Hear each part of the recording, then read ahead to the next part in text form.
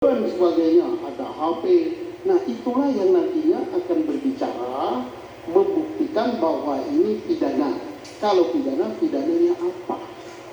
Jadi tidak bisa langsung ditentukan ada peristiwa, misalnya peristiwanya ada penganiayaan atau ada penusukan, baru dicari TKP-nya, baru dicari alat buktinya. Itu tidak bisa. Kita akan kesulitan sendiri. Baik, terima kasih. Mari kita lanjutkan. Langkah awal apa yang harus dilakukan oleh penyidik Reskrim berkaitan dengan diketemukannya korban tindak pidana pembunuhan di lokasi korban pembunuhan tersebut diketemukan? Menurut bagaimana? Tidak mungkin peristiwa itu akan disebut pembunuhan, ya. Karena untuk menyatakan pembunuhan harus tahu dulu peristiwanya. Polisi tidak mungkin dia akan katakan kecuali tertangkap tangan, ya. Ditemukan misalnya jenazah entah 2 entah 3 di suatu tempat, kemudian polisi tadi atau penyidik tadi akan mencari alat bukti di sekitar TKP. Apa alat bukti? Siapa saksi yang mengetahui? Kemudian saya katakan tadi ada HP di situ, ada darah di situ, ada senjata di situ, segala macam. Kemudian setelah pulang ke kantor itu diolah. CCTV memberikan tangkapan layar apa. Kemudian dari barang bukti di situ menghasilkan sidik jari apa tidak. Nanti sidik jari itu akan dicocokkan dengan sidik jari lain. Baru dia tentukan setelah gelar perkara, oh ini pembunuhan. Baru dicari siapa pelakunya. Siapa pelakunya itu bukan ditangkap orang baru dicocokkan, tapi dengan alat bukti itu kita bisa tahu oh pelakunya ini.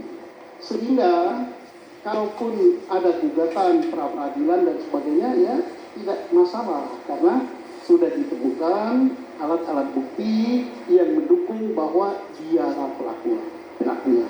Dan ini amanat daripada UHAP kita yang mendefinisikan penyidikan adalah upaya membuat terang suatu peristiwa pidana apa bukan dengan alat bukti yang ada untuk menentukan siapa pelakunya.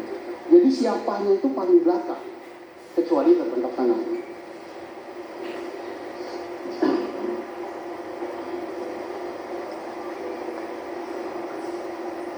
Bagaimana menurut ahli jika sebelumnya atas korban tersebut telah disimpulkan bukan korban dari adanya tindak pidana pembunuhan, melainkan karena kecelakaan lalu lintas? Apakah perlakuan tindakan dari penyidik itu sama? Nah, suatu peristiwa dikatakan kecelakaan lalu lintas tentunya tidak begitu saja. Harus ada alat-alat bukti. Alat buktinya apa? Ya bisa korban yang bisa korban luka ringan, bisa luka berat, bisa juga sampai korban meninggal. Kemudian di lokasi itu tentunya harus ada kendaraan atau bekas kendaraan, atau kalau sampai meninggal mungkin ada darah dan sebagainya. Nah, dengan itulah alat-alat bukti yang ada bahwa ini adalah kecelakaan. Dan yang mendefinisikan kecelakaan atau bukan adalah ahlinya. Siapa ahlinya?